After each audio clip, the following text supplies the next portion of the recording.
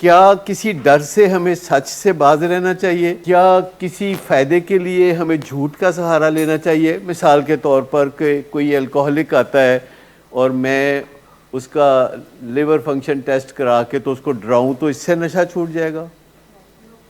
یا میں اسے کہوں کہ تمہیں یہ بیماری ہو جائے گی یا تمہیں وہ بیماری ہو جائے گی جو کہ میرے ذہن کی کہانی ہو؟ تو اس طرح نہیں ہوتا۔ اسی طرح نشے کی بیماری کے بارے میں جب ہم حق سچ کی بات کرتے ہیں، کئی دفعہ یونیورسٹیز میں یا کسی جگہ بات کرتے ہوئے ہم یہ کہتے ہیں کہ نشے کی بیماری ہر نشہ کرنے والے کو نہیں ہوتی، یہ نشہ کرنے والوں میں سے 10% کو ہوتی ہے۔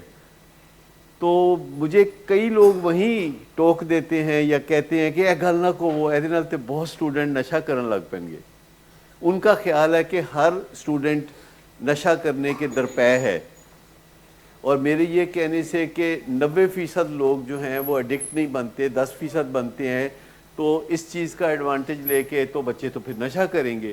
تو میں نے کہا کہ یہ آپ کی ازمپشن ہے، یہ آپ کی سوچ ہے۔ نشہ وہ کرتا ہے کہ جس کا موڈ خراب ہوتا ہے، اور موڈ اس کا خراب ہوتا ہے جس کا لائف سٹائل خراب ہوتا ہے یا جس کے نظریات خراب ہوتے ہیں۔ تو ہمیں ان چیزوں کی طرف توجہ دینے کی ضرورت ہے کہ لائف سٹائل کی خرابی اور نظریات کی خرابی، اور جب ہم نظریات پہ بات کرنے لگتے ہیں تو لوگ پرانے نظریات کے ساتھ، جاہلانہ نظریات کے ساتھ چپکے رہنا چاہتے ہیں، کسی ایک بہانے سے یا دوسرے بہانے سے۔ جب کوئی ریکوری میں ہوتا ہے اور وہ سلپری پلیسز کو اوائڈ نہیں کرتا اور وہ سلپری ٹائمنگز میں گھر سے باہر جانا چاہتا ہے اور وہ سلپری فرینڈز کو گھر بلاتا ہے یا ادھر جاتا ہے، تو یہ وہ آبزرویبل بیہیویئر ہے جس سے آپ کے اس کے اندر کا راز جان سکتے ہیں، اس کے اندر کے میپس کیا ہیں جو کہ ظاہر ہے آپ دیکھ نہیں سکتے۔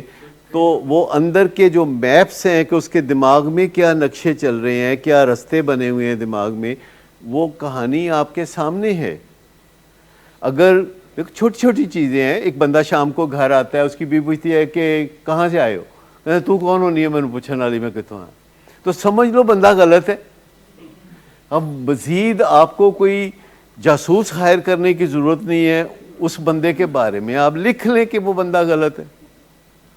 مطلب کچھ چیزیں طے شدہ ہیں، کچھ آبزرویبل بیہیویئر ایسے بیہیویئرز کا پتہ دیتے ہیں جو کہ چھپے ہوئے ہیں، کیونکہ آپ پیچھے پیچھے تو نہیں جا سکتے کسی کے جانے کے انداز سے اگر پتہ نہ چلے تو واپس آنے کے انداز سے تو پتہ چل جاتا ہے نا۔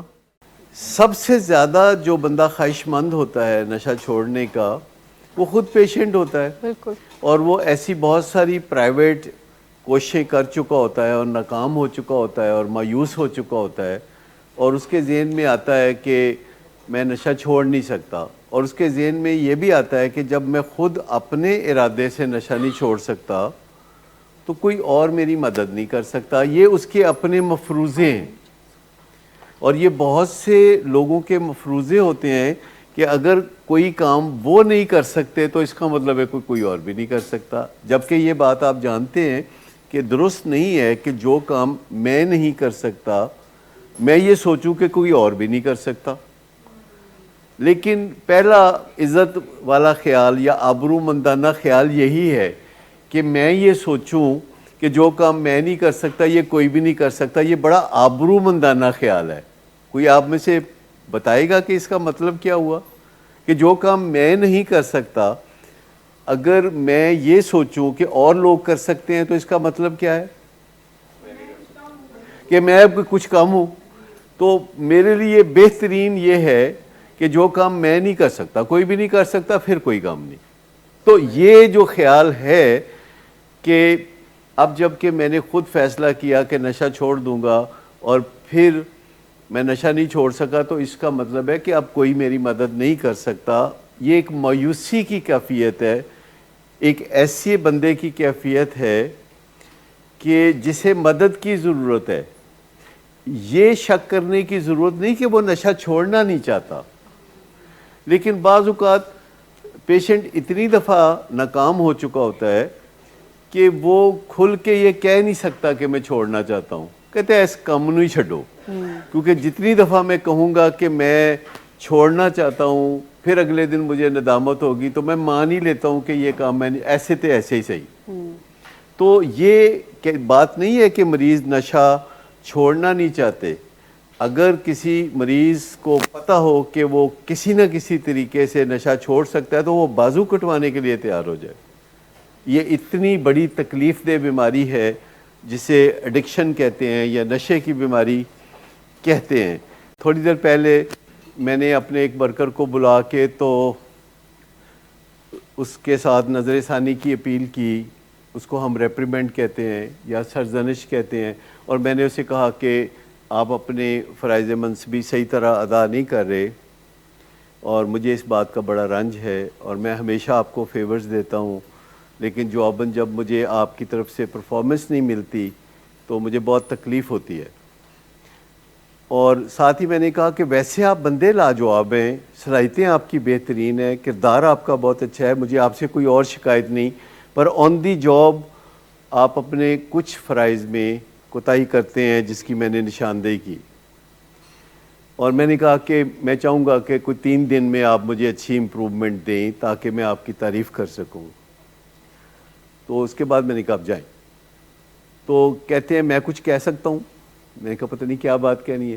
تو پھر وہ جو بات انہوں نے میرے ساتھ شروع کی وہ یہ تھی کہ اصل میں میرا قصور نہیں ہے، قصور اس کا ہے یا اس کا ہے یا وہ ہے۔ تو میں نے کہا نہیں یہ باتیں نہیں کرنی۔ کہتے ہیں میں 2-3 دن پہلے ہی تاڑے کو لان والا سا ہے گلاں کرن لی۔ میں کہ پھر آ جانا سی نا۔ میں نے کہا پھر آ جانا سی نا، تو 2-3 دن پہلے تسی نہیں آئے تو اب آپ 2-3 دن بعد آئیے گا۔ تو وہ جو بات ہے کہ اس وقت جواب نہیں دینا تو اس کا مطلب ہے آپ نے اگلے دن یا اس سے اگلے دن جواب دینے۔ کیوں بھلا؟ کیونکہ اگر آپ پہلے دن جواب دینے کے لیے سن رہے ہوں گے تو آپ کا ذہن ڈیوائیڈڈ ہوگا، اور اگر آپ کو یہ بتا دیا جائے گا کہ آپ نے جواب نہیں دینا، ہو سکتا ہے آپ کو برا لگے لیکن آپ بے فکر بھی ہو جائیں گے کہ میں کیڑا جواب دے رہا ہوں۔ لیکن جب آپ بات صرف سننے کے لیے سنتے ہیں تو آپ سمجھتے ہیں، اور جب آپ سننے کے ساتھ ساتھ جواب دینے کے لیے سنتے ہیں تو آپ کی آدھی توجہ ہوتی ہے جواب بنانے کے لیے، آدھی توجہ ہوتی ہے سننے کے لیے، تو آپ کی توجہ ڈیوائیڈڈ ہو جاتی ہے۔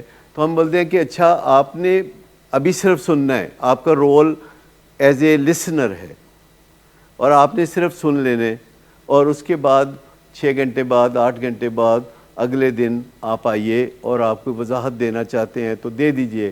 لیکن تجربہ بتاتا ہے کہ جب آپ کسی کو نیکسٹ ڈے آنے کے لیے کہتے ہیں دفاع کرنے کے لیے تو وہ عام طور پر نہیں آتا، اسے اگلے دن تک پتہ چل گیا ہوتا ہے کہ بات ٹھیک تھی، لیکن فوری طور پر اس کا دفاع کرنے کو دل کرتا ہے، اور اس کی 3 وجوہات ہیں۔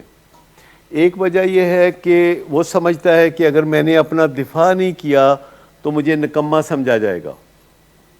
دوسرا وہ سمجھتا ہے کہ اگر میں نے اپنا دفاع نہیں کیا تو پھر مجھے پسند نہیں کیا جائے گا۔ تیسرا وہ سمجھتا ہے کہ اگر میں نے دفاع نہیں کیا تو میری اہمیت نہیں ہوگی۔ یہ 3 چیزیں ہیں، اور ان 3 چیزوں کے فیئر سے ہم دفاع کرتے ہیں، اور جب ہم دفاع کرتے ہیں تو دوسرا بندہ اپنی بات میں مزید وزن پیدا کرتا ہے، وہ 2 دلائل اور بھی لاتا ہے۔